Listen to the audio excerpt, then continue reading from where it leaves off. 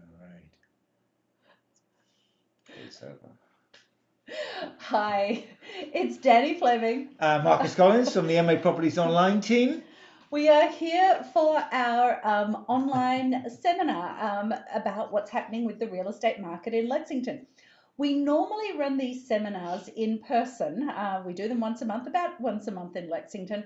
But obviously, with all of the stuff that's going on, it's time to be doing it online. So, I should say that just as soon as we start doing this seminar, the dog decides to join us. Yeah. He needs a hiccup, by the way. He definitely needs a hiccup. So our dog is, Marcus, can you get us to the next screen? Okay, so this is the MA Properties Online team. There's our dog in the middle of Marcus and I. We have 7 agents in the team and 5 full-time support folks. So anyway, let's get going. We should introduce him. Oh, there he is. If I can do that. There he is, sat there patiently. He definitely needs a haircut. All right, people are not here to see Pseudo. All right, here we go. Okie doke. So let's get down to what we're going to talk about this evening. The agenda. So we're going to talk about smart decisions first. Smart decisions involve understanding exactly what's going on with the market and a whole heap of things associated with that. Now, this is a different seminar to what we were running early in 2020. But now, what does selling in 2020 look like with coronavirus? And conversely, what does buying in 2020 look like in the time of coronavirus? And what do people mean when they talk about virtual buying and selling? We're going to sort of cover some of those things. But the main thing, the most important thing, is understanding what's going on with real estate. Now, I should also mention before we get fully into this, if you've got questions, put them in your chat on the different avenues that we're streaming to, because we're streaming to YouTube, Facebook Live, and also Twitch. So if you've got any questions, pop them in and we'll get to answer them during this session, or we'll get back to you afterwards if we can't answer it immediately and need to do some research. So smart decisions. This is where Marcus does a lot of the talking. So I'll try and sit by here and not interrupt too much. No, we absolutely know you will. Perfect. So he's expecting it. Yeah, I am. So what we're going to look at really is the characteristics of the local market. I'm going to look at some of the predictions that we made in early January based on the data that we had seen in actually late 18 and also throughout 2019, because that's important information to know, because it will give us an indication of what's going to happen when we come out of this. And clearly we will come out of this. And so looking at what we predicted in January, or what based on the 19 data, will actually give us a good understanding of that. So some headline numbers for Lexington. These are the median prices. As you can see, at the end of 2019, median price was about 1.2 million, and that's a 66% rise since the prior peak. So the crash was noticeable in Lexington, but not that much. It's certainly not as much as other parts of the world, but that's about a 66% rise since the prior peak of that, which was in 2005. And so you can see what the bottom in the crash, what the average median sale price was. So 650. So it went from 725 to 650, but now it's up to 1.2. So let's dig into those data a little bit closer. First thing I want to look at is the inventory levels. And the inventory level is information, the number of homes that are available to buy, on the market, available for a buyer to buy on the first of the month. We've been doing this for well over a decade now, and it's the trend of this which is important, as opposed to the details, if you like. A couple of things are key. The first one is the drop we saw from 12, 13 in 12 through to 2013, excuse me. That was caused by buyer confidence. The buyers deciding the recession, the crash we saw in 2008, 2009 is behind us. Now I'm starting to look forward and start thinking about buying a home. And so they came out almost en masse. In Arlington, first-time home buyer territory, it happened in 2012, but for the majority of towns, it was 2013 was that kind of key time when everybody came back, the buyers very much came out of the woodwork, if you like, and came back into the market. Because people were not so worried about losing their job. After the crash, the buyer confidence, they were ready to go. I think I should just let you talk. Okay, all right. No, you can talk if you want, as long as you get it right. Yes, I might get it right. Get it right. I just get tongue-tied. So the key thing to look at, so that was kind of historically, now let's look much more closer in time frame. If we look at 2019, you can see we saw a large increase in inventory over 2018. What caused that was, actually I'm giving the game away a little bit. That's kind of an issue because what happened was, and I'll get onto this a little bit more in the presentation, there was this perception that economic uncertainty was coming. And so sellers who had stayed in their home for the last 2 or 3 years, not selling, thinking I'm getting good price appreciation here in Lexington, all of a sudden decided, you know what, maybe this is the peak of the market. Now is the right time to sell. And so we saw a lot more homes coming on the market, but the number of buyers entering the market was flat. So we had an increase in supply, but flat demand. And what that caused was an increase in inventory in 2019. Sometimes we saw it, Arlington, for example, we saw it in late 2018, but it's much more noticeable here in 2019. So that really set the scene for what was going to happen throughout 2020. That really was set the scene for the predictions for 2020. This graph shows the home sales, and as I was just explaining a minute ago, we saw home sellers in Lexington staying put, homeowners in Lexington staying put, deciding to age in place is one word for it. Also the difficulty of buying their next home. They were looking to move into an Arlington or a Somerville, perhaps closer into Boston. Tough to buy there because there are a lot of first-time home buyers in the market. And so they were struggling to buy that next home. And as well as that, they thought, I'm getting good price appreciation where I am. Why don't I just stay put? Then what happened was in that 2019, they came back into the market. But here's the key. The number of home sales was relatively static to what we saw in 2018. So we saw the same number of home sales, but a lot more inventory. And what happened, you can see that in this graph, what happened was up came the yellow bar, the orange bar here is the number of units that were listed. The blue bar is the number of units that were sold. And as you can see, they're beginning to diverge. The number of listings increased, the number of sales remained relatively static, and that was the challenge that we saw with that increased inventory coming in. If we look at the median sell price, it rose slightly in 2019. The challenge with that, if you look a little bit closer, if you go kind of underneath those numbers, what happened was that we got more expensive homes selling than we had seen previously. And so the distribution, if you will, of sale prices shifted a little bit more to the higher prices, but only because we had more high price homes sell. The actual price appreciation in Lexington in that 2018-2019 timeframe was essentially static. There was no increase. And so that's what the change in the median sell price is a skew that was caused by more expensive homes selling. So when we talk about appreciation, we're talking about 2017, 2018, 2019 being fairly flat. Not much has gone on. Absolutely.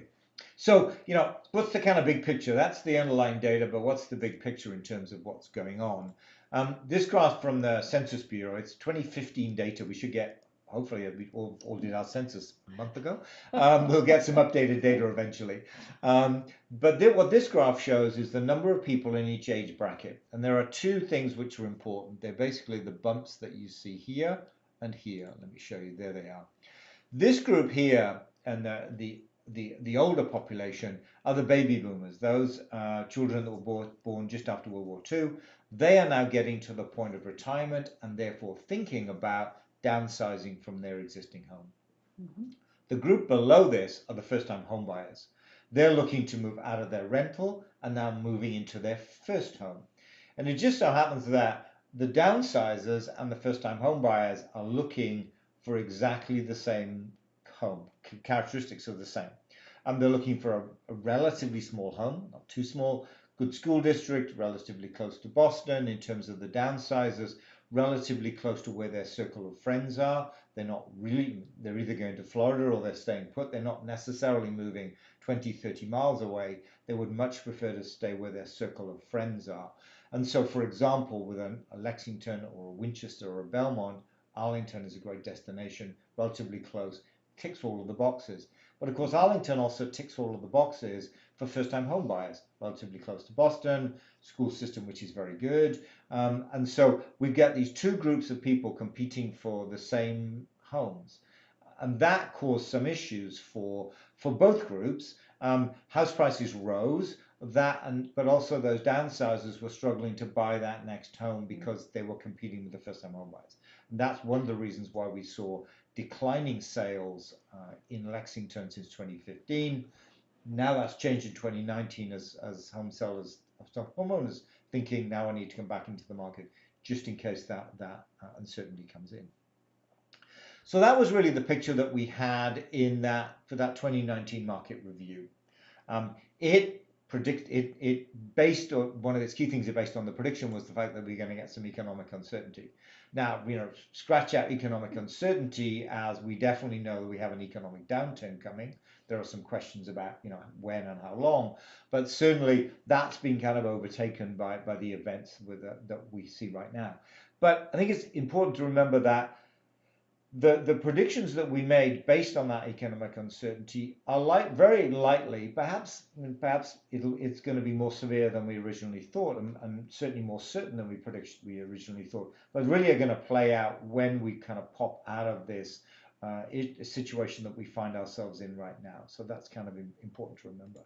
And so what we predicted, just to kind of recap of what I said, 2016, 18. And we should clarify, this is what we were saying very Back early on in the piece. Yeah. And then we're going to show how this is different to what our predictions were, or what the impact to coronavirus has changed. So this is what we were anticipating happening with the economic uncertainty, the perception that there was an economic uncertainty coming. Now we know there is. Right, now it's reality. Yeah. So the predictions in January, and looking at this is the predictions that we can anticipate July, August timeframe. I think we'll talk more about that in the next set of slides. Just as I said, difficulty in finding the next home or sellers in the market, static number of buyers. Therefore, in January, we predicted we were going to be heading into a more balanced market here in Lexington. That is a more balance between buyers and sellers. And rather, because it's been a seller's market for probably the last 8 years or so. Right. Yeah. Economic uncertainty, we now see that in the short term, of course. Mortgage interest rates relatively static. I have a little bit more to say about the mortgage market in a minute. And then static price appreciation from probably 17, 18 and into 19. So that's kind of where we were. So now let's kind of fast forward. That was January. Let's fast forward to April. And let's take a look at what we are now thinking in terms of the next month or so. Yeah. Important to look at the number of listings. That's kind of the key one, and I'm kind of focus on that. But before we go on that, let's kind of take a quick look at what does back to normal mean. And we now know when at least they're going to review the lockdown. For my prediction, for what it's worth, I cannot imagine they will continue it. I just don't see that it's sustainable. And looking at some of the data, here's the data for the gray bar is the number of tests. The orange bar is the number of confirmed cases. It looks to be, number of confirmed tests looks to be stabilizing at around about, give or take 10,000 a day. The number of confirmed cases looks to be trending downwards. Much more, I guess, importantly for all of us, the number of confirmed deaths based on COVID is coming down. It is tending down. I tend not to put the last day's data in. They tend to change that quite rapidly. So I'm back a couple of days because I think there's some certainty in those numbers. The data for yesterday is usually not very certain. It gets increased almost inevitably next day. But there definitely is a downward trend. So I think it's fair to say that May is going to be the kind of key month when we come out of where we are. And so let's take a look at where we are with listings right now, first of all. So the blue bars is the 2019 listing data. You can see the spring market there coming in January, February. The number of listings increases all the way through to May, high in June as well, drops in the summer, and so on. The orange bar are the numbers, the listings for 2020. I broke down March into those two kind of areas. Early March, first 2 weeks of March, and then the second 2 weeks of March. If I can if you can follow my cursor as I do this. January is about the same, February about the same. Remember we had, it seems like a long time ago, we had relatively mild winter. We actually started bringing homes on the market the very first weekend in February, right. And we were getting great attention to them. So the spring market started very, very early this year. Early March was roughly the same, and then, second half of March, that when we began to see what was actually happening. And as you can see, the data for 2019 far exceeded the data for 2020, and the same was true in the second half of March, but also true in April as well. This is full April data. I didn't include May data because we've only had kind of 1 weekend. 5 days. Yep. Yeah, it didn't really make much sense. We'll do that like when we update this seminar. Perhaps I'll do something on Martini Monday or something into the middle of the month just to kind of give you a sense of where we are. So challenge here is, of course, we've got a lot of homes that were going to come on the market, essentially second half of March, April, and probably May too. When are they going to come on? So if we look at now and kind of bring the crystal ball out and look at how we see the number of listings, what the projection on the number of listings, this is how we see it. Actually, can you go back one screen, Marcus? Mm-hmm. You can see there that the number of listings in 2019, May had the most number of listings, 2019. That's probably not going to happen this year. So I just wanted to point that out, that May was the big month for listings in 2019. And that's true in most towns as well. Not all of them. Some of them actually sell quite a lot in the April timeframe too. But the shape of that, the blue bars, if you will, is common, is the same for almost all towns, actually, almost all towns. So now let's get the crystal ball out and look at what we see the projections for 2020. We have all the data all the way up till April. That's real data. We predict there'll be a lot less listings in May, certainly in the first half of May. You need to pick up a little bit. We'll have more to talk about that in a minute. But I think it's fair to say that we will have far less listings in May than we would ordinarily anticipate. Yeah. So if these projections play out, we're about 100 homes behind, 100 listings. By the end of May, we'll be 100 listings behind where we should be. So when are those 100 listings going to come on? Some of them clearly will delay. I mean, they'll just look at today and think, you know what, I'm going to wait till 2021. Because they've got no need to sell this year. Let's just wait until things settle down. We don't need to sell this year. Let's sell next year. So we're going to lose some people with that, but the large majority of people are going to want to sell in 2020. So I based this projection on somewhere between a 10 to 20% of home owners or potential listers will delay till 2021. So I backed those data back a little bit, some 10 or 20%, back that little bit.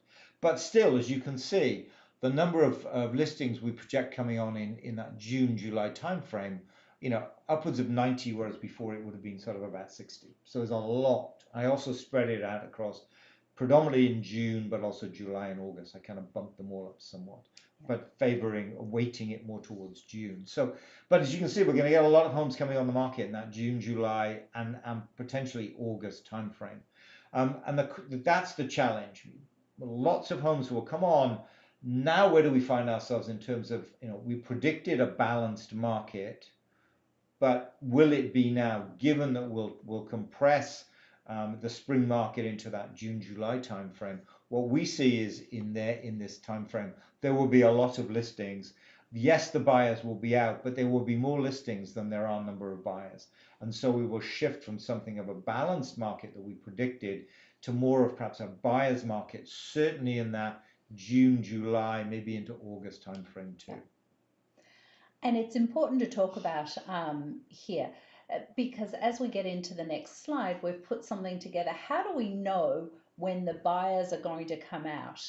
It was very clear to us. It was very clear to us. And we should talk about we stopped bringing homes on the market the last weekend in March. The buyers, even though the shelter-in-place advisory came in, I think about the 24th of March, the buyers were still out. They were still coming to open houses. They were still, well, virtual. They were doing lots of private showings. So you'll see that open house thing that we have on this graph. That was up until about May 15, because March 15. March 15, the buyers were still coming, but they changed their viewing profile, if you like. Whereas previously they would come to open houses, now they were coming in and doing private showings instead. So their agents were getting them in. We had a lot more private showings happen. But what's key to that is that activity of the buyers coming out wasn't associated, there was no correlation with the shelter in place order that came in, because the buyers were still actively going out and doing private showings even after the shelter in place advisory was in play. So where we sort of defined on this graph is, when do we believe that the buyer confidence is going to return? Because we don't believe there's going to be any correlation with the shelter in place being lifted. We have a couple of vacant homes on the market. We have buyers that we're working with. We know when the buyer activity is starting, and guess what? It started about a week ago, 2 weeks ago. Marcus, you made an offer for some folks on a home, I think 2 weeks ago, and there were 6 offers on it. One of our agents made an offer on a home a couple of days ago. There were 20 offers on it. So the buyers are out, but there's not many homes on the market. So this is the key. This is a key time. People worry about, well, I don't want to bring my home on the market until the shelter in place is lifted.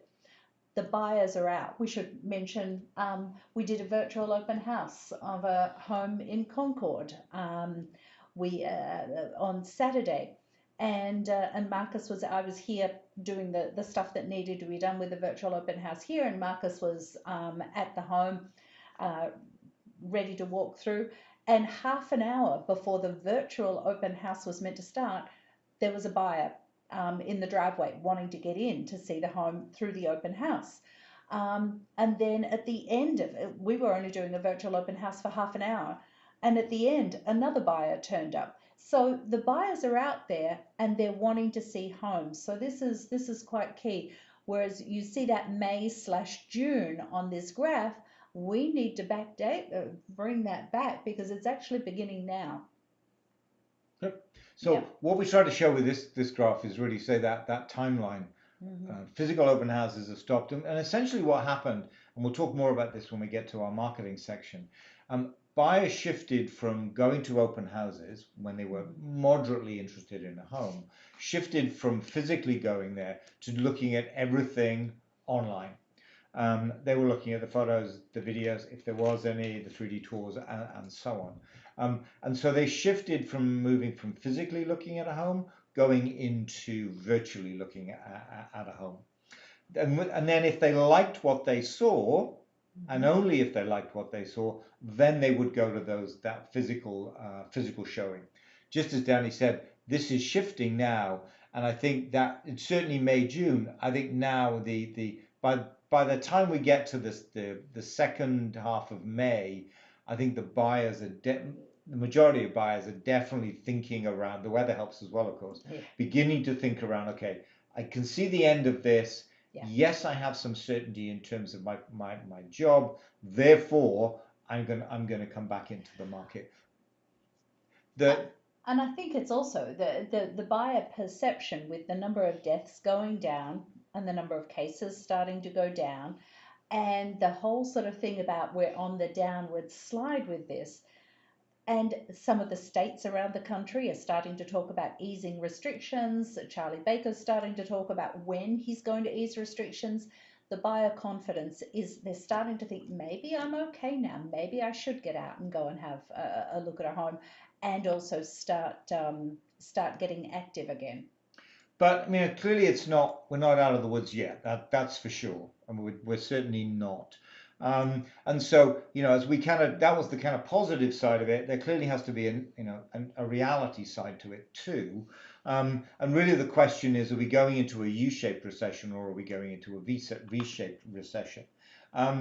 It's hard to know clearly. This is one prediction. This was probably from a month ago. A McKinsey study that looked at all of the different sorts of economic models that may play out. It's fair to say that almost all of these models ended up with a U-shaped recession of some sort. And so, as we come back and think about what that recession is going to look like, it looks like there is still going to be that uncertainty moving forward, and we have to kind of be mindful of that. But many people, as Danny said, are actually out there looking for homes. But will we have as many buyers as we would ordinarily expect? Sorry, that's the dog barking. There must be the postman or somebody outside. Will we have as many buyers in the market as we anticipated before? And I think it's fair to say we won't. There will inevitably be those people who were not able to work from home.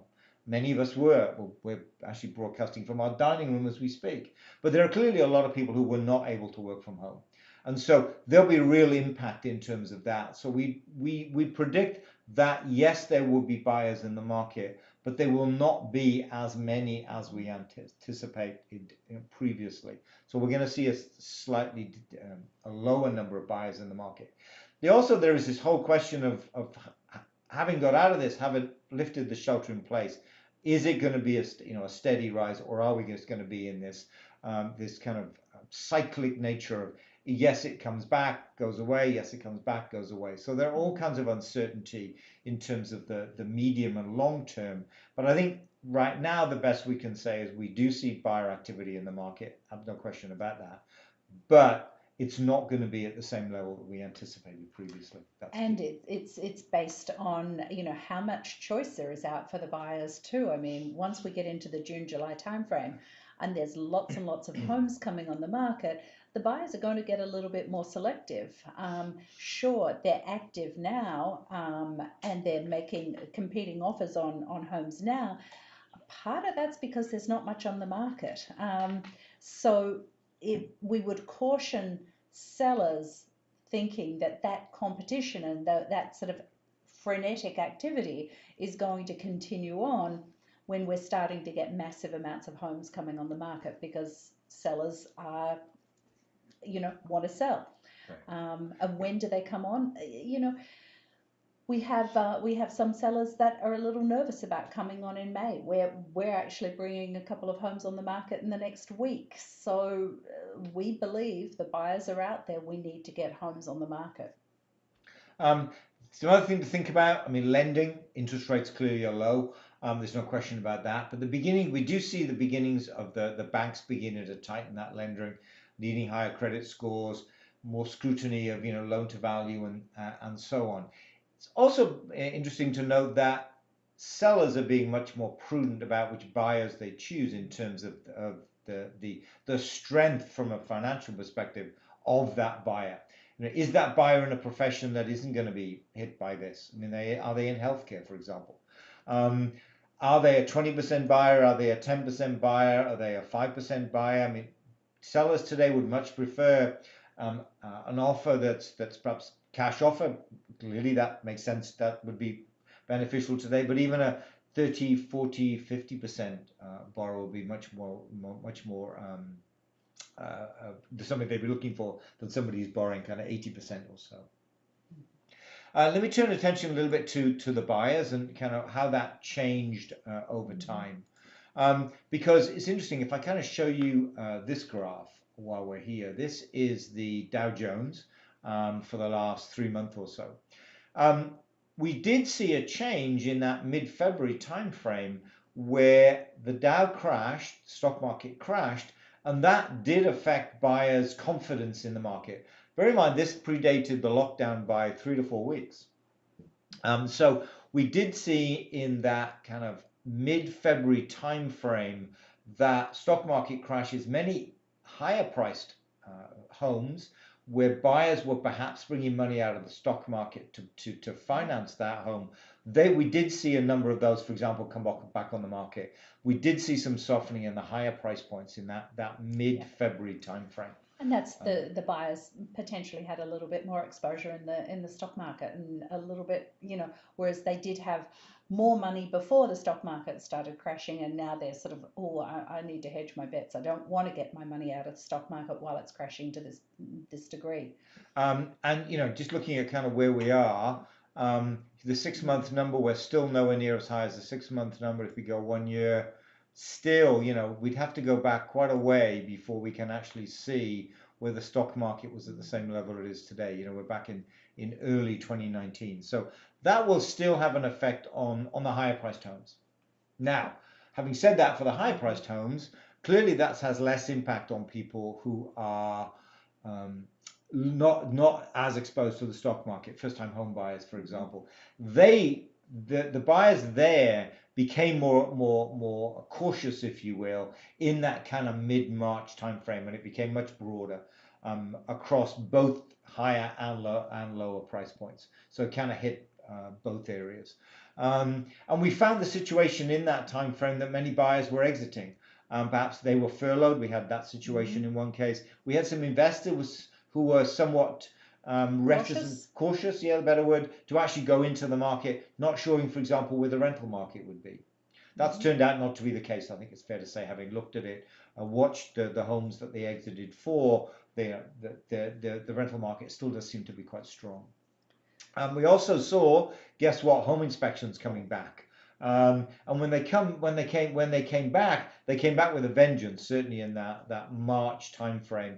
And in many cases, we saw buyers using the inspection and the uncertainty that brings to the sellers as a way to get a price reduction. A reduction, yeah. That's definitely to negotiate fairly heavily. So, but I believe the home inspections are going to be around now for a while. For probably the last 8 years or so, we probably had 50% of the offers potentially, if there were competing offers on a home, 50% approximately were coming in with no inspection contingency. Now, and that's not to say that the buyers weren't doing inspections, but they were doing pre-inspections. So before they were writing an offer on the home, they were getting in with an inspector doing a mini inspection. So then their offer had no inspection contingency. I don't see that we're going to have we're not going to have too many no inspection offers for at least the foreseeable 6 months. Certainly when we get to June. I think at the moment you will see them in May. I don't think you'll see them in June as we kind of move into that high inventory situation. So, we see a little bit of a discrepancy here, with buyers versus sellers. Buyers asking the question, should I put off until 2021? Maybe the prices will be lower. With sellers, I work the majority of my business is sellers, and I'm getting some sellers saying, well, I think I'm going to sell now because I think prices might go lower in 2021. And an hour later, I'll be talking to another seller who says, I think I'm going to delay until 2021 when the prices will be higher. So there's so much uncertainty within an hour period of time. I'm getting a seller saying one and I'm getting another seller saying the other. So this is part of where we want to try and clarify what we think is going to happen. And that's based on whether it's a buyer's market, seller's market, or a balanced market. So that was kind of the numbers. So just to kind of recap a little bit, kind of put a summary over it. We anticipated a balanced market in 2020. We had the crisis, if you will. That's still working its way out. May, in many cases, is similar to the situation we saw in February, where the buyers are now beginning to come into the market. The sellers are not yet ready to put their home on the market. And so in this May timeframe, we're finding ourselves in a very similar situation to what we saw in February. The very beginning of the season. Right. Inevitably, as we move into June, as would have happened if we had not had this, as we moved into March and April, the number of listings will start to increase. And given the uncertainty that we see ourselves in, we do not see as many buyers in the market that we would have seen previously. We see slightly less sellers because some will put it off till 2021. I don't see there'll be that many, and so we will shift from what we predicted to be a balanced market to this strange situation we find ourselves in today. We will now shift into a balance to a buyer's market as we move into that late May, certainly June, July timeframe. So that's kind of where we are. Strange situation at the moment. But I think as soon as we get to that June, July timeframe, it'll become much clearer as more homes come on the market, but not as many buyers as we anticipated. And we have a network of agents around the country, and a lot of people are experiencing this. So it's not just us in this area or Lexington as a whole. This is happening countrywide. So let's change our attention a little bit to selling. So one of the things when we were putting together this presentation, we're sort of thinking, well, what do people really want to know in this time of coronavirus? And we really sort of narrowed it down to it's really a when and how. How do we do this with social distancing, with all of those sorts of things, and when should we do this? And it's quite interesting because the questions that we identified that sellers would want to know, buyers will want to know. So this is we're now covering here what sellers, we're going to answer the sellers question, and then after this we're going to answer the buyers questions. Back to, what does this happen? When is the buyer confidence returning? As we sort of are saying, we are quite comfortable, and our advice to our sellers who were planning on coming on the market in April, our advice was don't. So we stopped all bringing homes on the market in April. We just stopped because we were seeing too much uncertainty and not enough attention by the buyers. In April, we didn't bring anything on, and our advice to the sellers, let's wait and see for when we start seeing the buyer confidence return.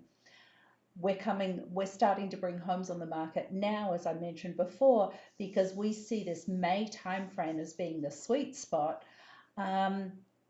The longer we go into May and the more homes start coming on the market, the less energy there will be in the market for the sellers. So it's obviously a challenge.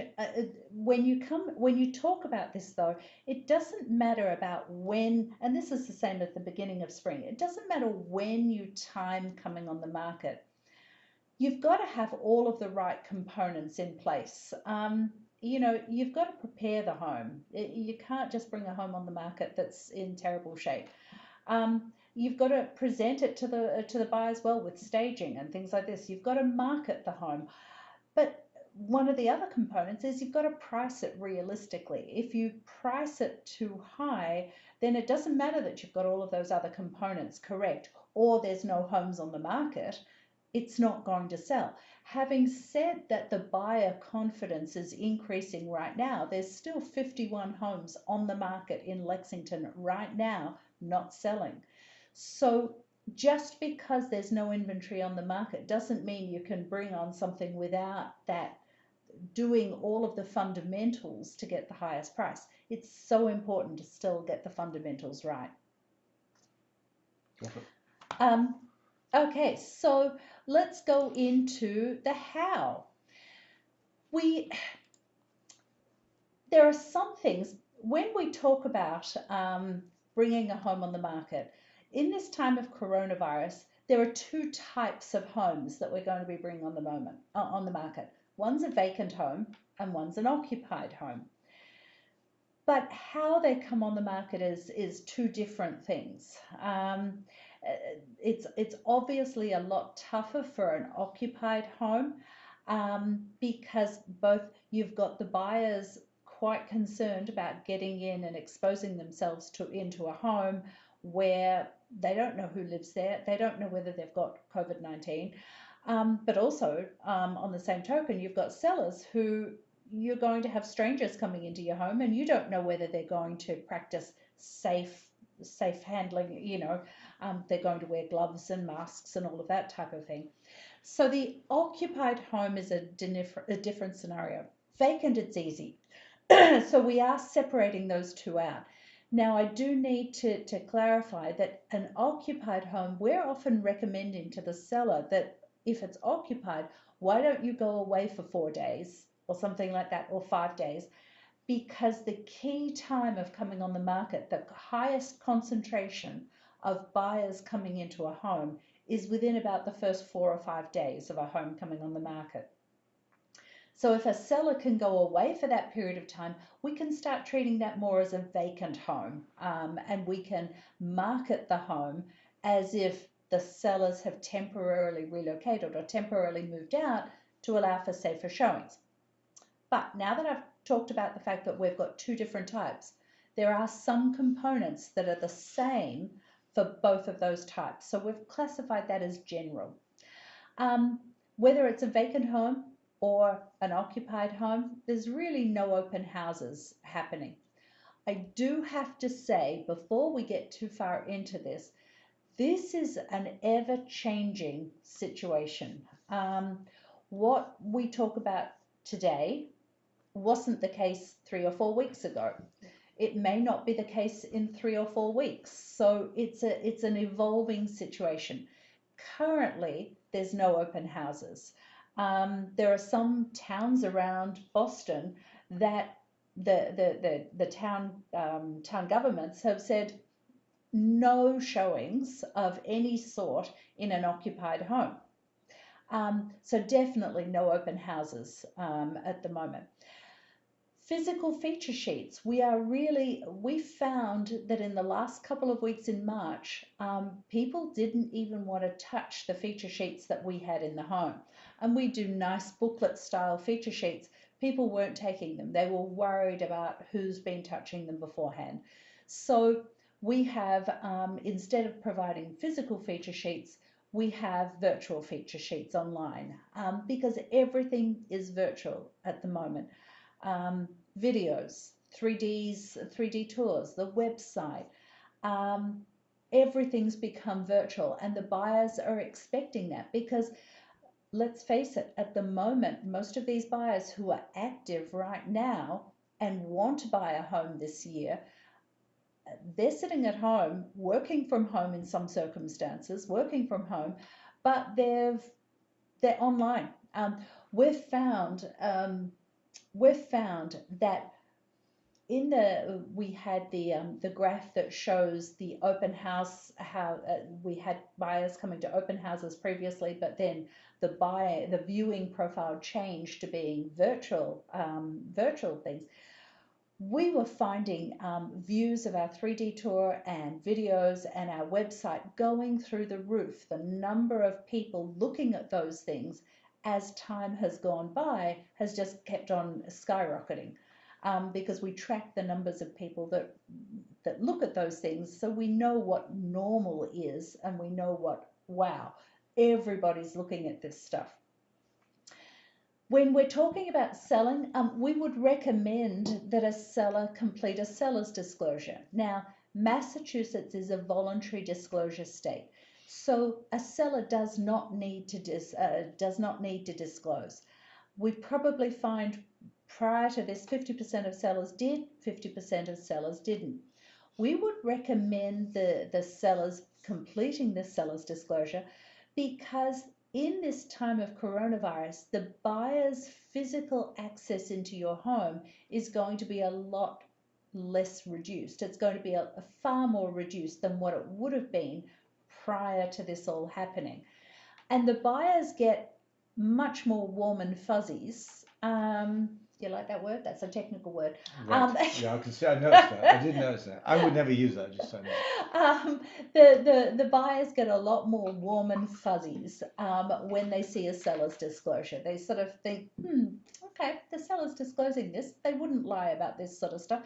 So that will give the buyers a lot more comfort level if you've done a seller's disclosure, especially if they've only been able to get into your home for 15 minutes or half an hour, that type of thing.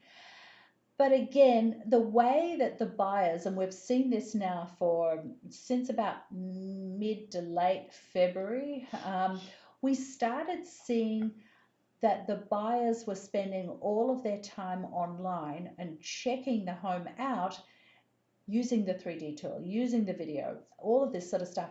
And then if they liked what they saw, then they would ask their agent to make a private showing. They weren't going to the open houses, they were doing a private showing. And this is absolutely key. Actually, I have someone that just 3 or 4 days ago, a home came on the market, and a buyer of mine asked a question about the home. She said, I don't really get a good handle of what's going on with the home. The photos don't really tell me what's happening and things. So she said, can you ask the seller whether they've got, the listing agent, whether they've got a video or a 3D tour or something like that I can look at? No. I went back to the listing agent. They didn't have a video. They didn't have a 3D tour. And finally, when I went back to the buyer and I said, they don't have anything like that. And she said, I don't think the house appeals to me enough to want to get in and see it. And it was a stunning, that was the example. That's an example of what the buyers are doing. They want to get those digital assets, those virtual assets, and then they choose to go and see the home privately. So now the next step is, so during the lockdown, and we're talking, the lockdown being now starting to ease a little bit over the next 2 or 3 or 4 weeks. If the home's vacant, preparation is easy. I should say, before you go down this route, yep. Ordinarily, when we talk to sellers about listing their home, we talk yep. about 5 key things. Yep. 4 of them are shown on this slide. Preparation, preparing the home for market. Staging it, taking it perhaps a vacant home and making it look like a vacant house, perhaps better to put it, make it into a home. Marketing, we talk about essentially all virtual, and then we have some other things we talk about there, but those first 3 are really the key things. Yeah. The other one is smart decisions. We talk about the data. We've already done that. And then we talk about the team. But yep. just that's where those first 3 come from. They're part of our 5 keys to maximizing your sale price. Smart decisions, preparation, staging, marketing. Yeah, thank you for doing that. So when we're talking about those 5 keys, the preparation, contractors are absolutely, they're looking for work. They're very, very happy to go into a vacant home. Not so comfortable going into an occupied home. That's a little bit more of a challenge at the moment with the contractors. They're not really willing to do that. But a vacant home, they are looking for work. So that's easy. We've had some contractors in a vacant home. They just finished about 2 or 3 days ago, and the home's going to get staged in a couple of days. It's a vacant home. So it was easy to get the contractors into that one. The staging. So we do a mix. Our staging covers, if it's a vacant home, we'll go in and stage the whole house. Every bedroom, every room, we stage the whole house. We don't necessarily do that for an occupied house because an occupied house has got furniture already in it. So we do a degree going from fully staging it to accent pieces and things like that. So for a vacant home, we're still fully staging because our movers and our stagers are happy to go into a vacant home and stage it completely. The marketing, it's all virtual. So that's the same, we have all of those components in place. Showings, we restrict it slightly in that we don't allow overlapping showing requests. But it's a little bit restricted in that they don't like, the town, not the town, the state government you've got to have, I'm getting all tongue-tied. Why am I getting tongue-tied? I don't normally get tongue-tied. Anyway, sorry about that. The state mandate that you can't have more than 10 people. So, if you had 3 cars pull up for a showing, no, have a couple, unless they're all in the same family, it is very much it's a limited number of people. Sorry, went completely around there. Closings, virtual closings. This can all be done online. The attorneys are all ready to do this. The banks are all ready to do this. All of this is happening virtually. So that's fairly straightforward, and that the systems are in place. If it's an occupied home, as I mentioned before, the contractors are unwilling to be in occupied homes. They're not comfortable going into a home unless you just need something done outside. Sure, they're happy to do that, but they're not really willing to come into an occupied home. Our staging, if it's an occupied home, we're limiting it to soft furnishings. We actually took soft furnishings to 2 houses today that are planning on coming on the market next week. Now, when we talk about, and we'll get into staging later, but we have our staging coordinator does virtual consultations, and she walks around the home virtually with the seller with their phone, and works out what soft furnishings she's going to bring into the home. Then when we deliver the soft furnishings, the seller then puts them around with the staging coordinator's advice as to how this goes and where to put that and how is that. And the soft furnishings can be anything from throws to pillows to bedding to rugs to towels, all sorts of things, soft furnishings. The marketing, again, virtual marketing, same sort of components. As I mentioned before, showings, there are some towns that you can't even show a home that's an occupied home, so it's very restricted. We were thinking 3 to 4 weeks ago that might have been happening in Lexington, might have been sort of starting to happen, but it hasn't. So we're happy with that, and with things the curve being flattened, we don't anticipate Lexington is going to bring that in. But even close by, Somerville, Winchester, Yep. Also Medford. Yep. You know, there's towns around that you couldn't even show a home that was occupied. And again, the same virtual closing component.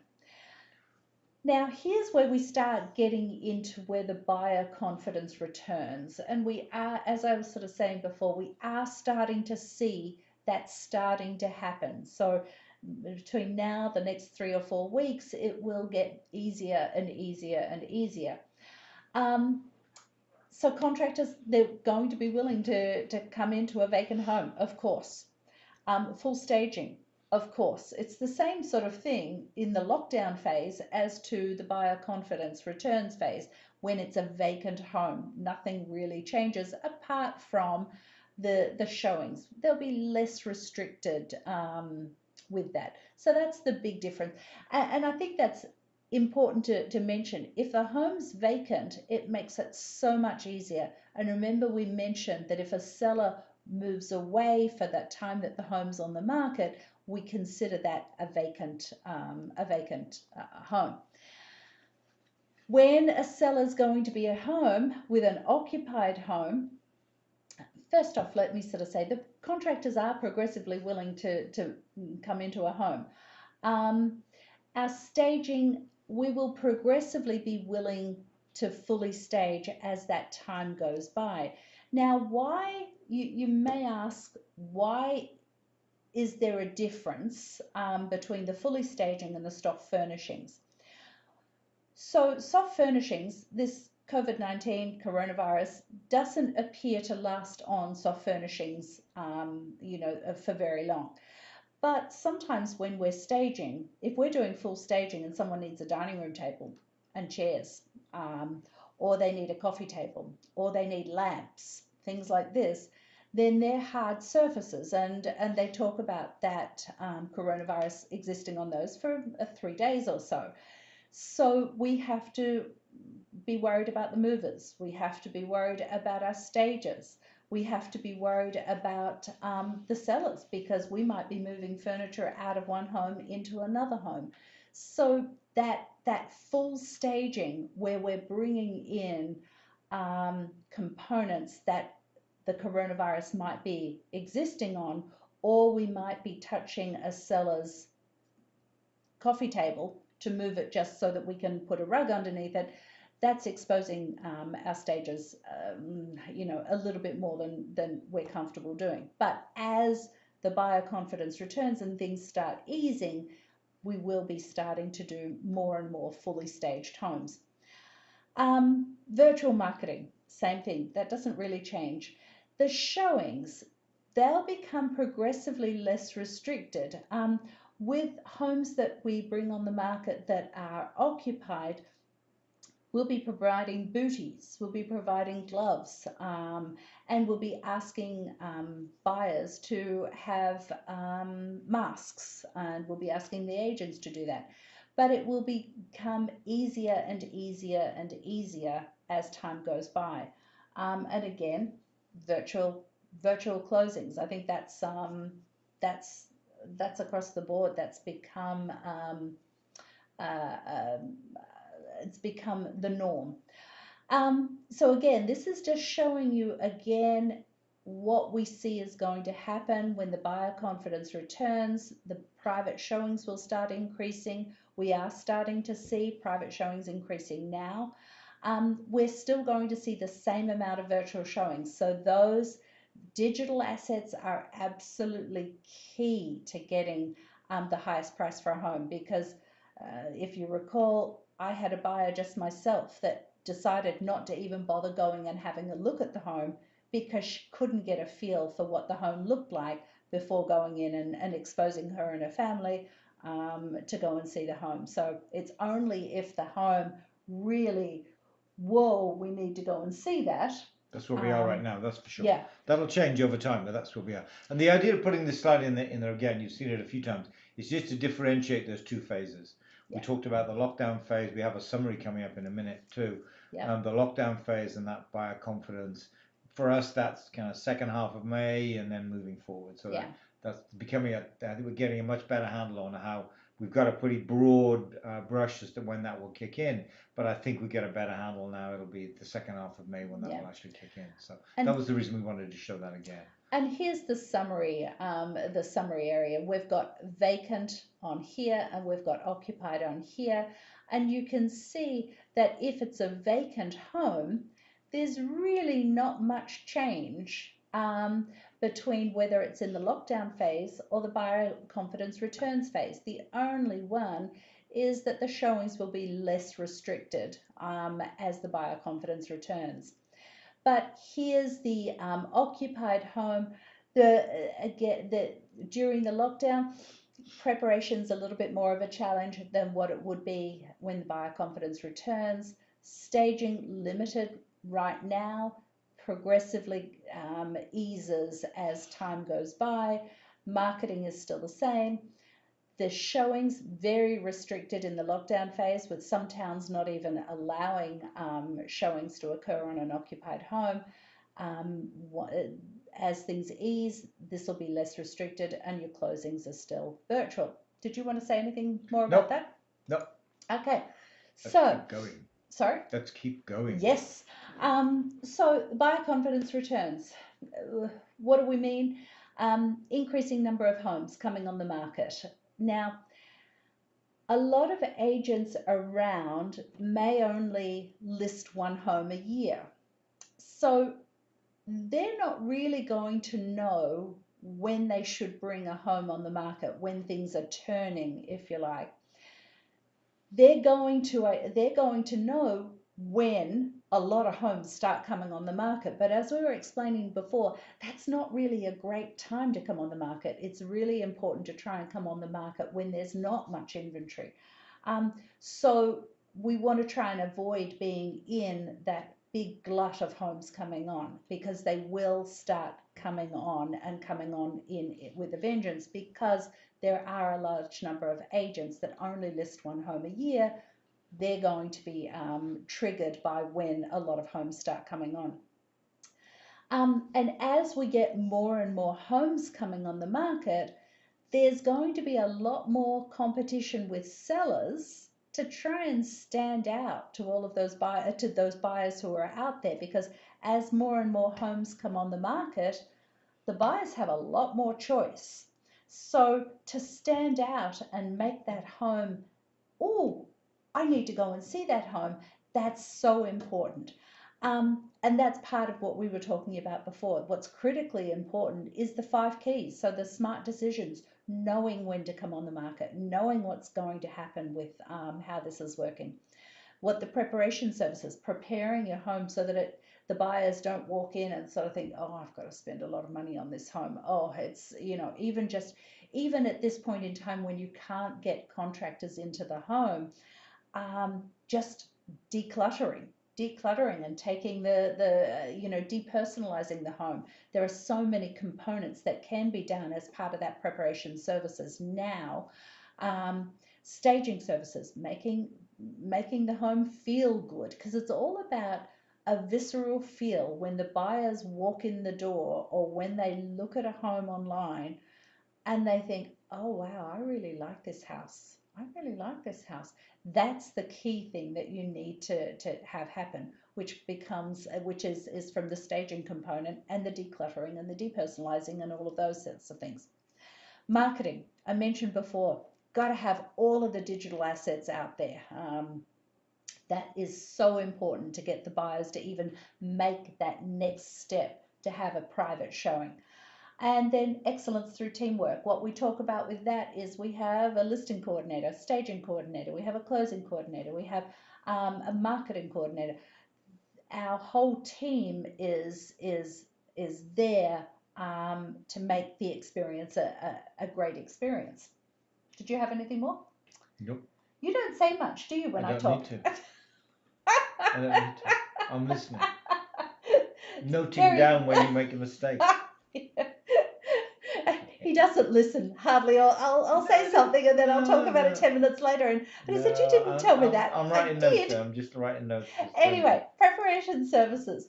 So the way we're doing this, at the moment, we're doing virtual consultations. Now, what we mean by virtual consultations is if you've got your phone, you can FaceTime us or get a video for us or something like that and walk us around your home, and we'll advise things that should be done or could be done.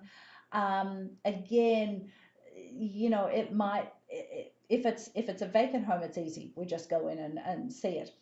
But we'll give you advice on the things that are really worth doing and give you advice on projects not worth doing. I had a phone call just a couple of days ago where a seller was talking about doing something, and I said, no, not necessary. You don't need to do that because the buyers will not pay any more money for you doing that.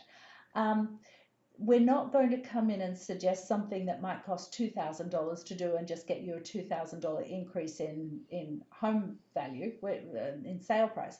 That's just busy work.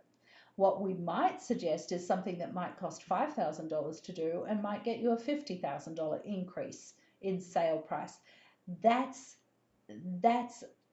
a good advice to get to know what the highest return on investment projects are. Again, not doing some of the things because some of them won't give you more money. And you decide on the level of assistance you'd like.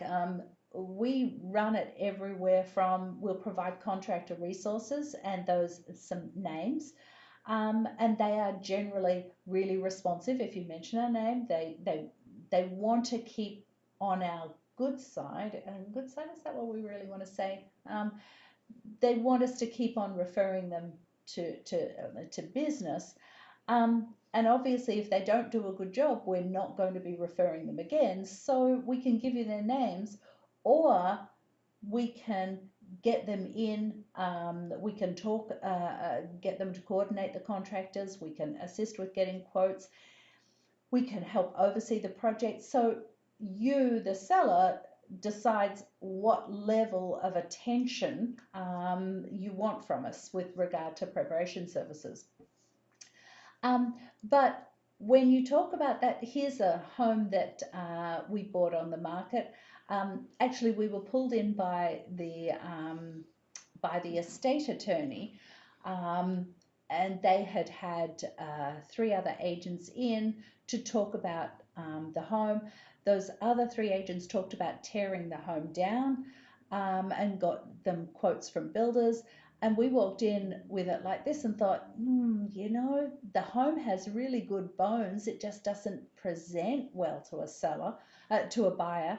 But we ended up going in there and painting the home, going and staging it and doing some minor mods. And we got a great price for the estate. Now, because here's the difference.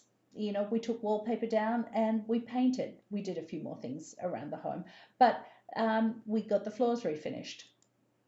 Here's another one. This was a home that had come on the market and it didn't sell with another agent. And this was the photo of the kitchen. Didn't sell. I went in, talked to the seller about painting the kitchen cabinets. This is quite a key one that it's a really high return on investment project. Now, obviously, if the cabinets are a stunning wood or something like this, then I wouldn't be coming in and recommending that. But sometimes the wood cabinets tend to date a kitchen these days because all of the builders and all of the new kitchens that are going in as white cabinets. Now, if you can see this, this was the before, this was the after, and we just got paint on the kitchen cabinets, and it made a huge difference. And we had competing offers with that home, and that was after another agent failed to sell it. We had competing offers on the home with just doing some minor paint work around the home.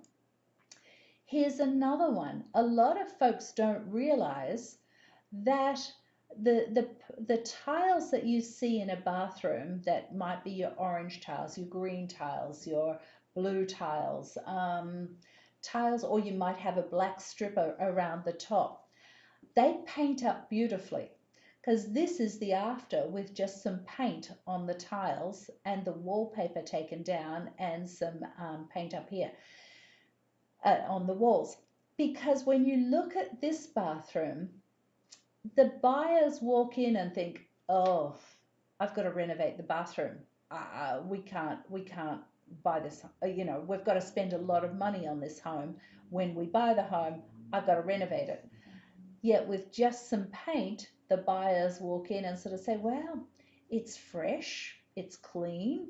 There's some dated things in here, but we can renovate this in a couple of years' time. We don't need to do this now. We can do this later.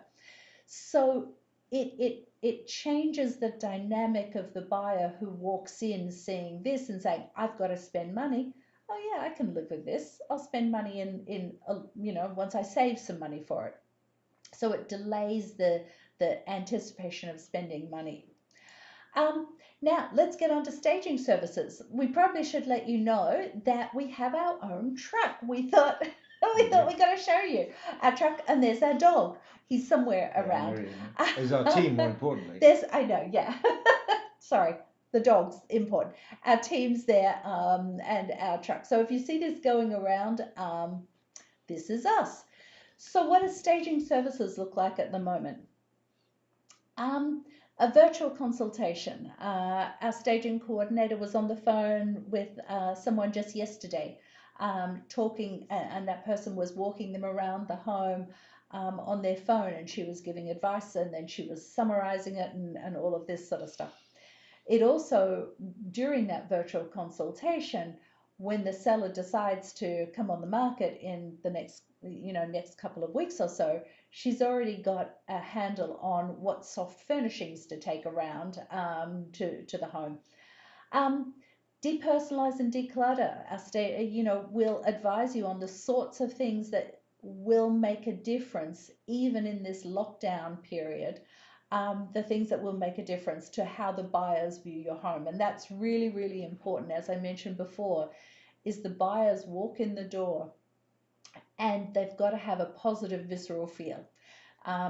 Too many times I used to be a heavy buyer's agent with not as much selling activity, but probably in the last 6 years or so I've been heavy selling. But I still remember walking into a home with buyers, and they walk in and they think, within the first couple of minutes of walking in, it's, oh, I don't like this. This doesn't feel right.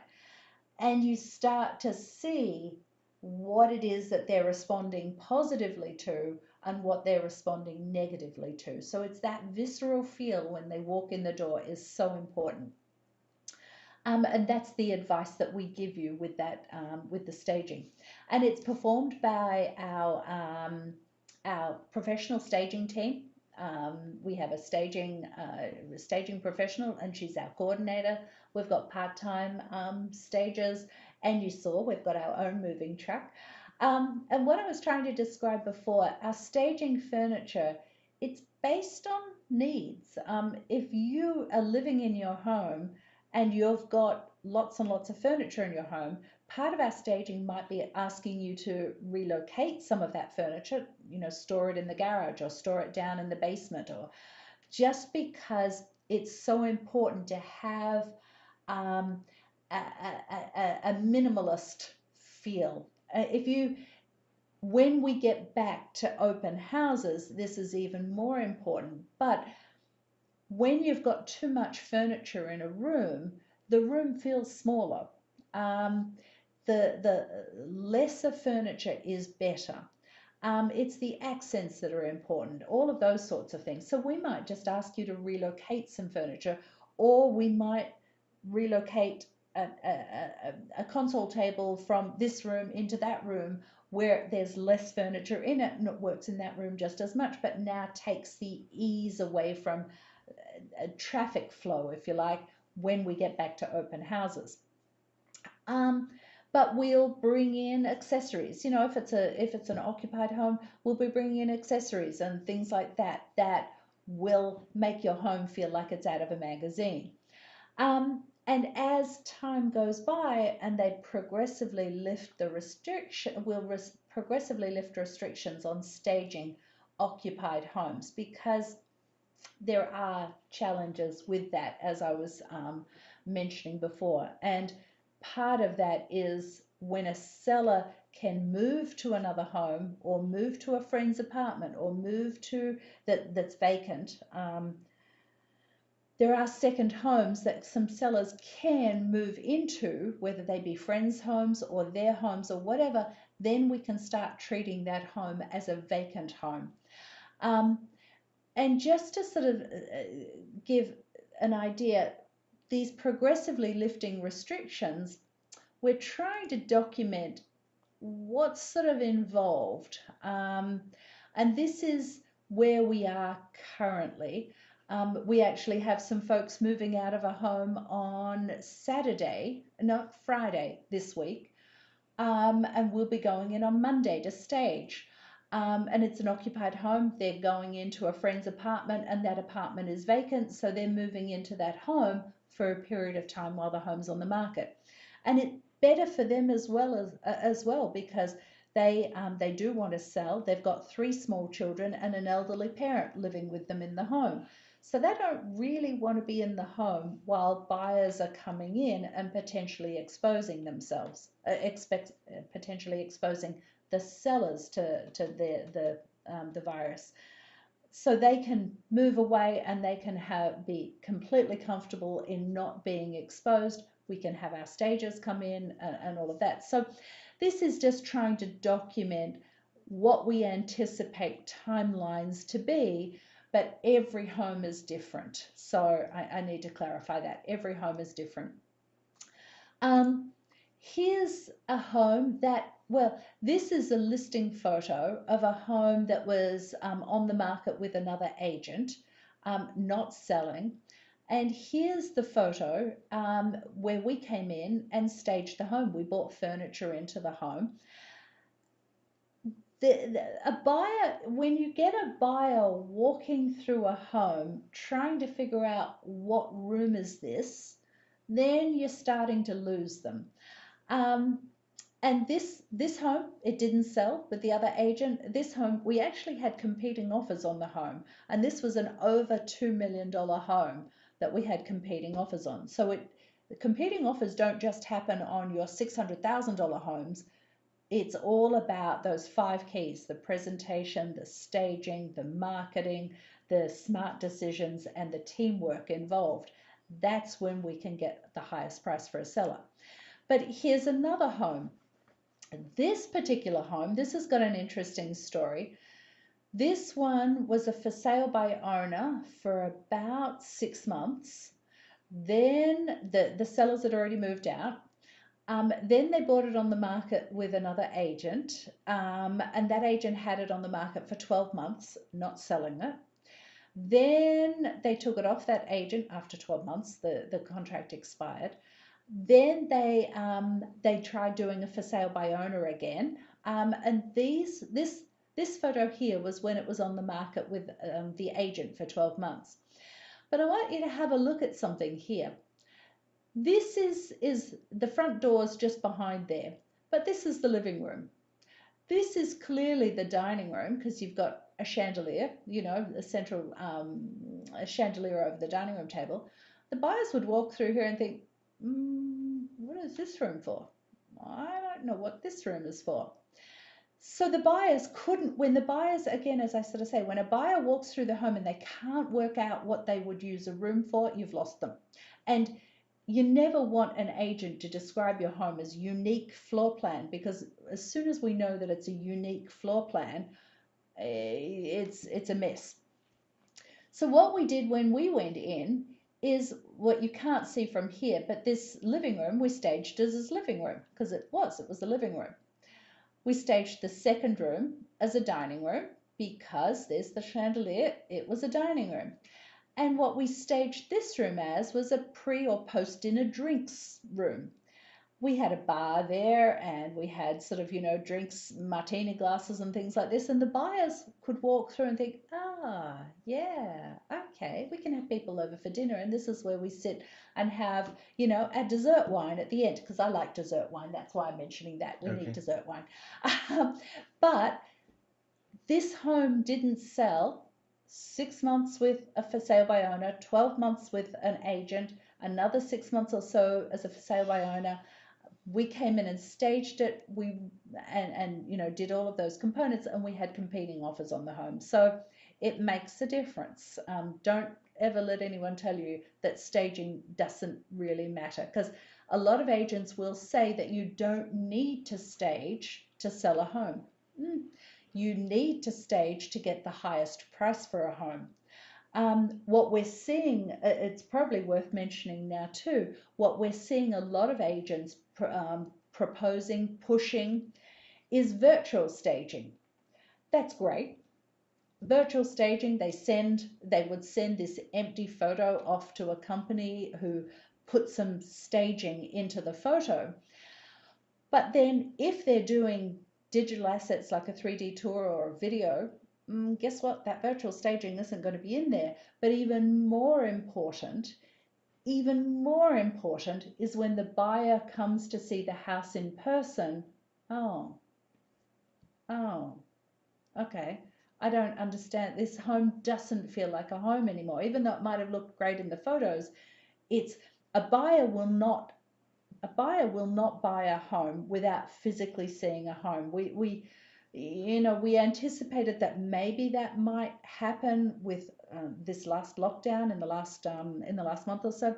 It really doesn't happen. A buyer physically has to get in to see the home, because when you think about it, and if you're looking at, it doesn't matter whether you're looking at a video, 3D tour, photos, you can't tell if the floors slope. You can't tell what the basement looks like. You can't tell if there's a humid smell in the basement. You've really physically got to get into the home. So even if you're virtually staged the home, when the buyer comes in to see it, they're not going to pay any attention to it because it doesn't feel the same way. Okay, Marcus, let's get you on to talking. Okay.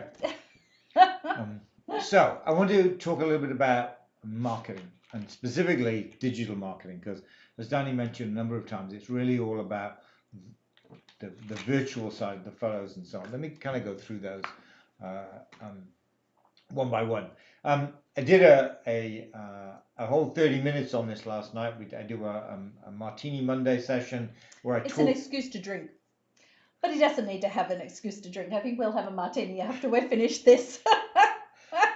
So On a Monday, I'll focus on one topic in real estate and kind of go in a little bit more detail. And I went in a lot more detail last night around all of these things. But let me give you a quick overview of. And they can view that on our website, the Martini Monday, if they want to go and see that. It'll be on Facebook, and it'll be on Facebook anyway. That's for sure. Anyway. Okay. So let me go through these and kind of go through them. Photographs clearly are the vitally important in this market. I mean, last night I showed some really bad ones. There are a lot of bad ones out there, but no, they were not. The key thing is though, that's really the showcase. That's the first thing that people see. That is absolutely the first thing that they will see. And so it's vital to have those and organized in a way that they can kind of the buyer can walk through the home. Remember what we said before, that buyers will do most of their looking now virtually. Yeah. And so having a set of disjointed photographs doesn't allow the prospective buyer to kind of wend their way through the home and get a feel for the home. They're just a set of disjointed photographs that make no sense at all. And so it's very important that you have, first of all, a full set of photographs, but also that kind of are organized in such a way that it leads the prospective buyer through the home so they can get a sense of the home as well they're doing it, as opposed to, yeah, that's a kitchen, yeah, there's a bedroom, oh, there's another one in the kitchen. That's kind of what you remembering that to say they're not actually going to look at and be able to physically go to the home as much as they were previously. Videos are clearly important as well, vitally important really, for a raft of reasons really. Most people today, number 2 search site is YouTube. That's almost the first place they go to find out information. It is of course a directed walk around the home, if it's a video of the home, as opposed to the prospective buyer being the director. I'll talk a bit more about 3D tours in a minute. But again, you want to kind of let the buyer kind of walk through the home. In fact, why don't I just show you an example instead of me talking? People have listened to me enough probably. That one I want to show. Give you a sense of, we'll give the first look at it.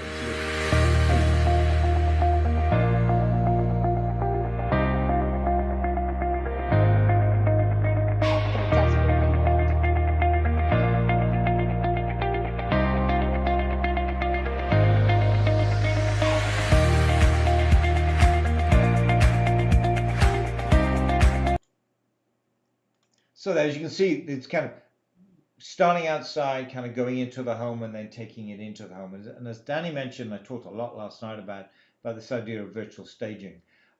Yes, it's in the photographs, but guess what? It's not in the video.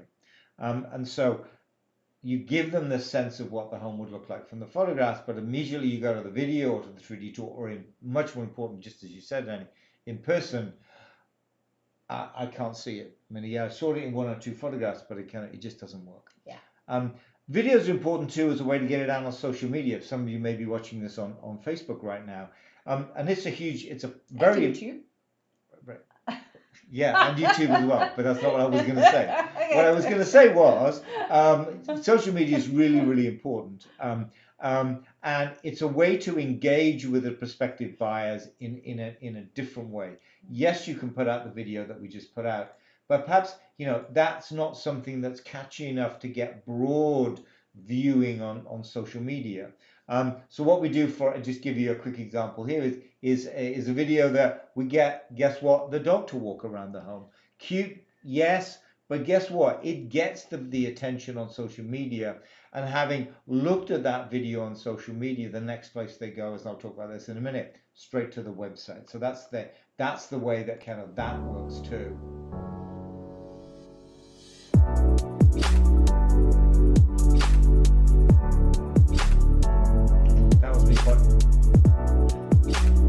That was me pointing at the dog. So the only way I can get him to walk around the home, that's kind of the key. But as you can see, it's kind of cute, right? But remember, this has a very, very specific purpose. Its purpose is to get wide viewing on social media and get it out in a kind of broad way around social media. So there we go. into the master bedroom he goes. But so you need a broad array of videos. We also do lifestyle videos. I won't show them here, but we do lifestyle videos too, which take a home, new construction normally, and kind of make it feel as if somebody's there. Last night, if you go back and take a look at Martini Monday, we give you a walkthrough with some of the lifestyle videos we've done as well, which are really, really important. But they're a directed view of the home, and it's our take on how we should look at that. And that only works to some extent. At some level, you want the user to be in charge. And that's really where the 3D tour comes in.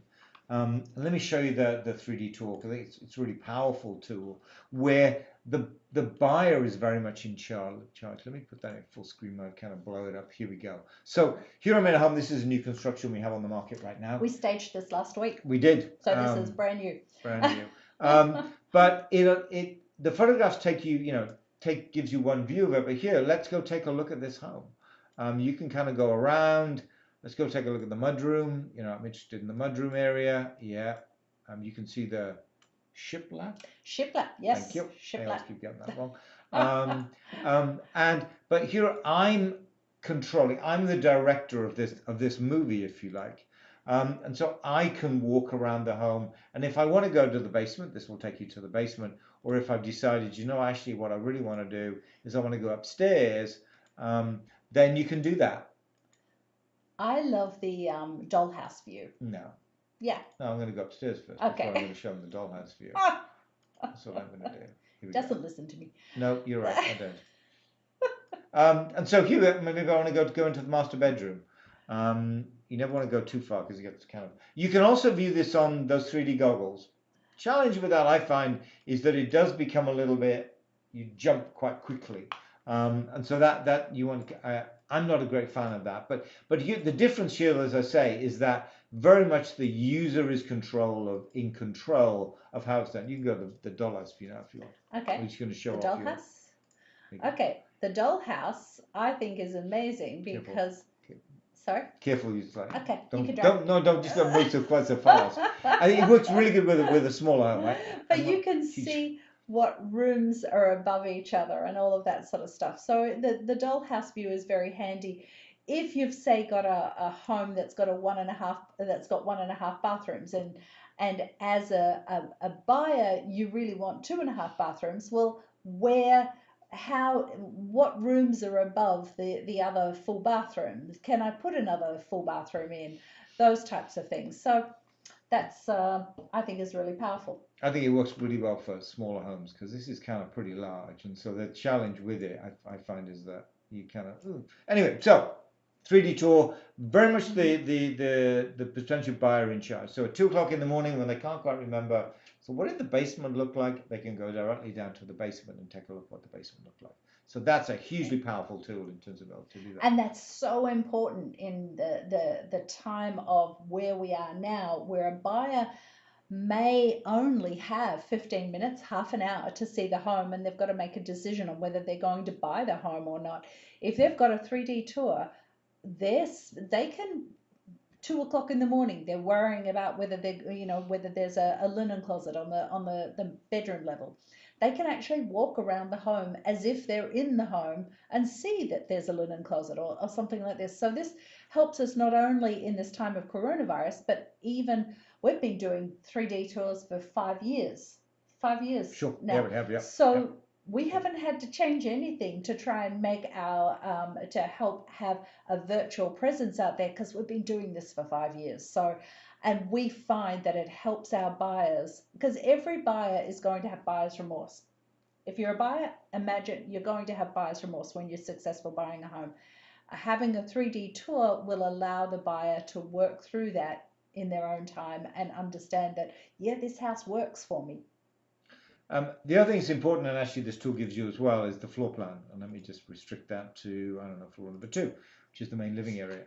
And you can kind of see the layout of the home. You can actually get a tape measure tool and measure this room from this as well. So this is really important as people play what ifs in terms of what they do or don't want to do with the home. So 3D tour on the floor plan is hugely important. But you kind of want to wrap this whole thing up in a single point that somebody wants to go to, because today everybody wants all of that information at their fingertips, very easy to get hold of, and that's really where, and if you excuse me as I kind of scoot to the top here, this is where the single property website comes in. Everything we've told you about the photographs of the information about the home. What we do here is we can I Yep. Thank you. Giving me a hard time. I am, because so but the idea is there's a single point a single point in which you can kind of go through the home and give them the information they want. It's important to have a kind of narrative that you talk to too. Remember what I said previously about leading that buyer through the home, and the narrative helps in that way, given that they're going to see all of this virtually. Here's our photographs. Virtual staging, actually this photograph has been virtually staged. We do it a little bit for the outside. Sometimes we've had a lot of wet weather lately, and so the garden hasn't been finished. So in this case, it didn't have grass. The rest of it was finished. It just didn't have grass. Right. So in this case, what we did is we actually virtually staged the outside, in that we put the grass in there. The flower beds were already there, but we actually put the grass within it. And so here we are. We're kind of leading that buyer through the home, show them the key areas with that narrative as well as the photographs. And then I'll scoot to the bottom. And of course, then what do we need? We need the 3D tour, which I just showed you. Then there's the videos. I mean, the videos around this home are there. We talked a little bit before about the brochures. People are no longer willing to take brochures from homes, so we want to show them that virtual brochure. So here, this is the brochure we would have printed out. They can download it, they can print it, they can look, they can take that away and at their leisure, if you will, in terms of that. So here's the brochure for that home, as well as all the other information about the home. Where is the home in relation to the schools? Where is the home in relation to public transport? All of that. So having that one-stop shop really for information about that home is key, because this is the way buyers today, consumers today, anticipate to be able to get all that information in one single place. Danny mentioned before that we are no longer doing physical open houses. We are doing virtual open houses, and with that, the way we do that is it's, again, a little bit directed by us, but we're responding to what the users may or may not want. They can talk to us, ask questions, if you like, while we're in the home. But we're kind of walking through, showing all the key features of the home, and we're able to focus as close as you can with the 3D tour, but more than you can with the photographs, key features of the home. What's the granite in the kitchen? What is the layout? What do those closets look like? Take them outside. Again, giving them a sense of the flow of the home, but do it all virtually. We've got a question on here from someone. When do we anticipate real open houses happening again? Whoa, that's a good question. We are toying with that. Question. We are toying with that. 1, 2, 3 weeks out. We don't know. We're toying with the idea of having a 2-hour open house, but the agent, me being outside, and then letting one group in, or if there's multiple people around, maybe letting one, if it depends on the size of the home too, letting one group in, and then when they're finished, the next group can go in. Trying to sort of work out how we do this, because we do understand that most people want to see a home physically. How can we do that safely for everyone? So we are working through that. They will come back. I mean, the buyers will require them at the end of the day. I mean, there are two competing things here. One is the state, and the other one is the buyers. And as we found out this weekend, as we did our virtual open houses, the buyers are anticipating their physical open houses. Yeah. Some of that is some confusion in the systems in terms of differentiating the two. But clearly, there are buyers who are out and are willing to go to physical open houses. Mm-hmm. So I think it will come sooner than we originally anticipated, that when the physical open houses will come in. Yeah. I do not think we'll get the same number of people through that we used to get, just because will have become much more used to looking at everything digitally. So that's key, I think. Yeah. But we do have virtual open houses today, and it's a kind of guided tour with questions and answers. And I should mention, again, if you've got questions, we mentioned this in the very beginning. If you've got questions, feel free to add them into the chat session, because I'm checking it all the time. And so, next piece, of course, is social media. We talked a little bit when we showed you the video in terms of getting this information out there on social media, hugely important. And so in terms of kind of getting that message out there, we do kind of two aspects of it. First of all is to broaden that message, get it out there in a broad way to a large number of people, exposing the home to a large number of people. Social media is a great mechanism to do that, be it with the catchy video, be it with the adverts that you see on the screen right now, are coming soon, just listed, home of the week, and so on. So social media is a very good platform to get the information or the exposure of this home to a broad number of people who may not actually be looking for a home on Facebook, but guess what? Everybody who's actually on Facebook is looking for a home. I said that the right way. No, you said that wrong. I always get that wrong. My wife will correct me. Buyers do not go to Facebook to search for a home. But most buyers who are searching for a home are on Facebook. So if we can get it in front of them while they're scrolling through their news feed, that's important. We had someone call us 6 months ago. They saw a home on Facebook on the news feed, because we do ad campaigns for them as well. They saw it and they called and said, "When's the open house? This looks perfect for me." So it's important to get that information out there, because those buyers are on Facebook generally. Right. The key thing around social media, though, if you don't have great photographs, it's just not going to work, because they're going to skip past it so quickly. Yeah. So everything kind of layers on top of it. In terms of what do they do when they see the advert, they click on a link which takes them to, guess what, the website. So you have to have all those pieces. Just putting an advert out on social media and getting the exposure out there only gets you so far. You really need to have everything that we just talked about in the last 5 minutes or 10 minutes or so in place for this actually to be effective. And then, having gone broad with social media, we then need to go very, very targeted in terms of people who have shown an interest, perhaps came to an open house in the past. Those people, hey, you were interested in this home, we brought another home on the market that may well fit your needs as well. So yeah. We've gone broad with social media, then we've gone narrow or targeted, perhaps a better way to put it, in terms of getting those emails out to the right group of people. And that's kind of key. We're not spamming people. We're letting serious buyers who have been to prior open houses know that there's a similar home in a similar price point coming on the market that they might be interested in. Almost there. Yeah, and then we'll get into the buying. Go for it. Yep. Oh. You're right. So excellence through teamwork. What we talk about here is purely and simply that our client is the focus of everything that we do. Whether we're talking about staging, whether we're talking about marketing, whether we're talking about the preparation, listing, the coordination. The client is our focus. They're the center of our universe, and we have a team that can make that happen. Go. Yeah. So now, buying in 2020. When and how? When and how? Let's take a look at that. So here's the when. We showed you this before.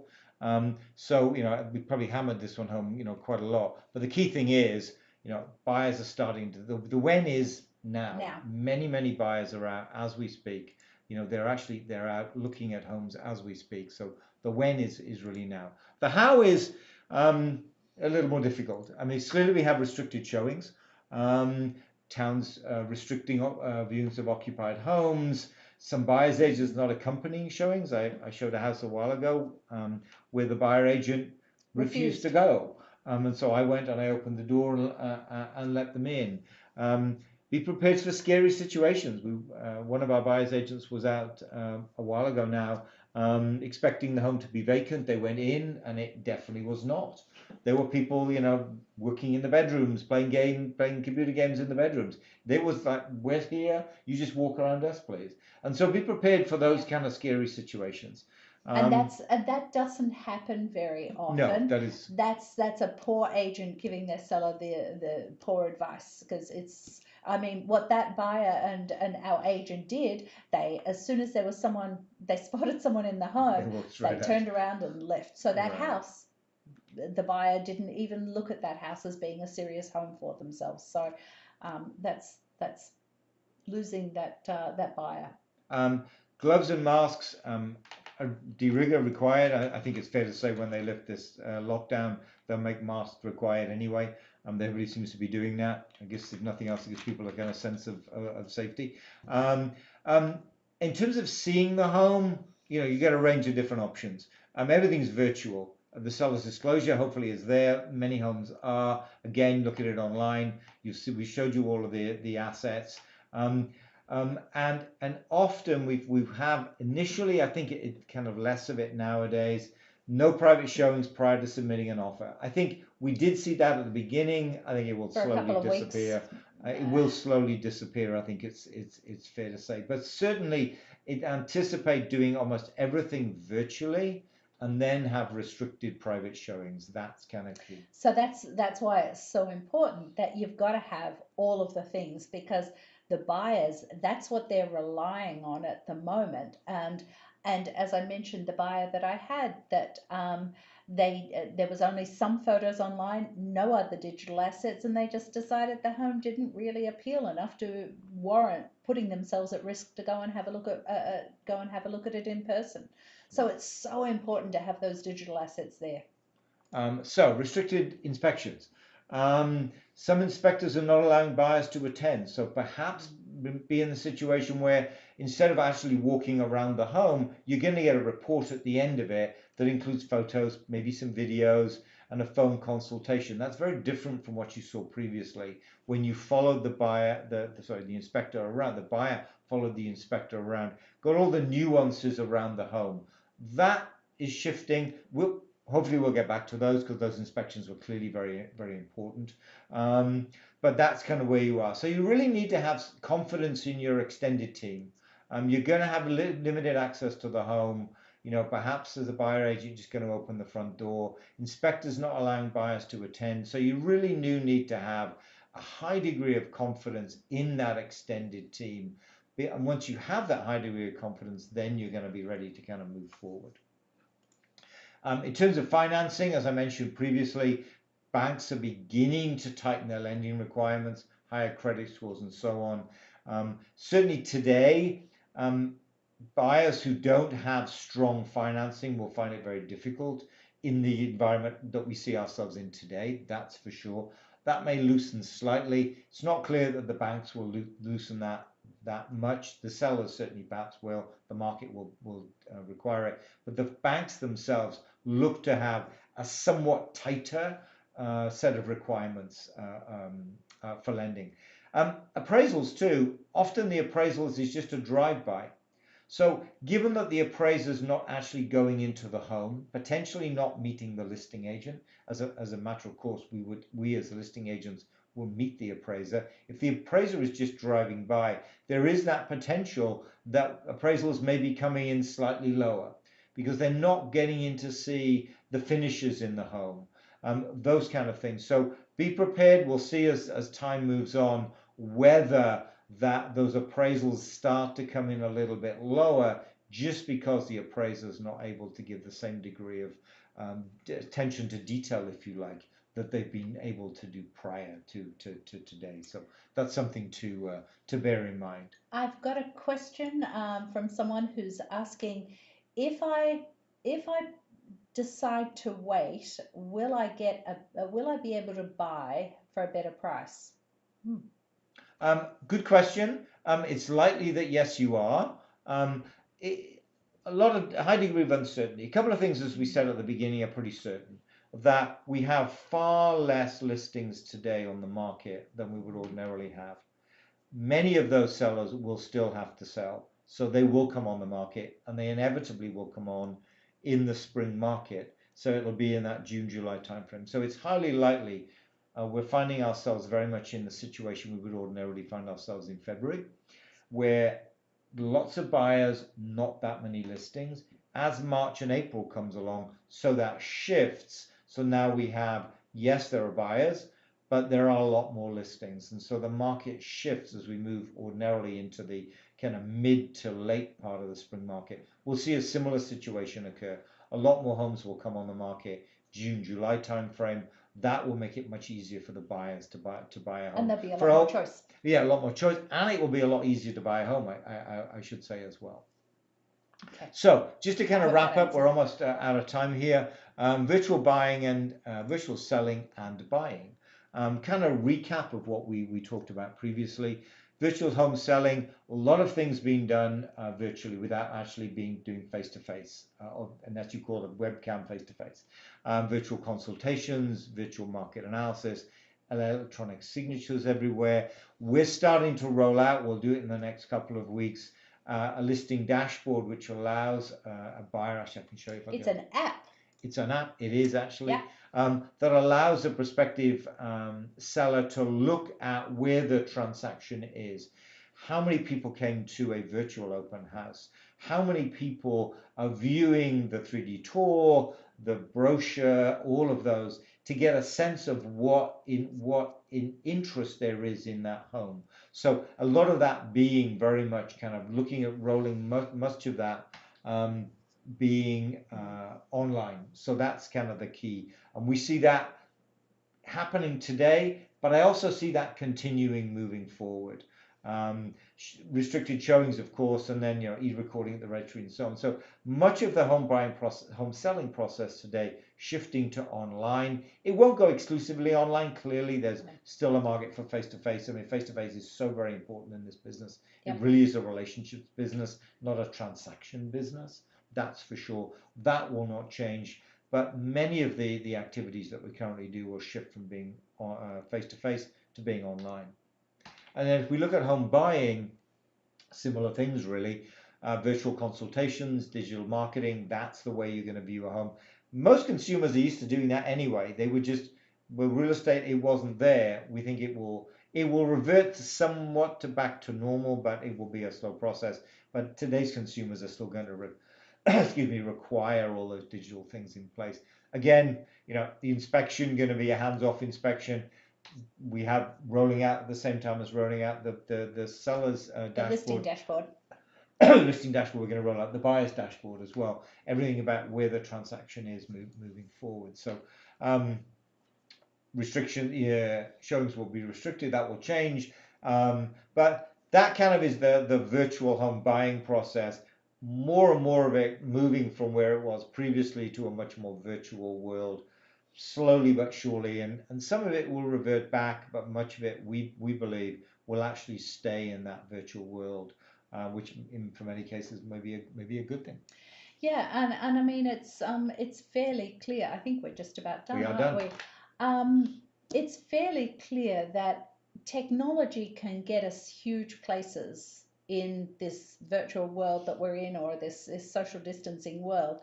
So even though everything is quite moving and changing and things, there are the things in place that normal life can go on, because it's fair to say that there are still some sellers who need to sell or want to sell, and there are still buyers who want to buy. So it's just making those smart decisions, whether you're a seller or a buyer, and having the right tools at your disposal. So I think on that, if you've got any questions for us, please don't hesitate to reach out. We love doing this, and we look forward to talking to you soon. And if you're really want to sit through this all over again, at least the initial part of it, you want to listen to all the rest of it all over again, but the initial part, tomorrow night we're going to do this same thing again, except we're going to focus very much on the Arlington market. So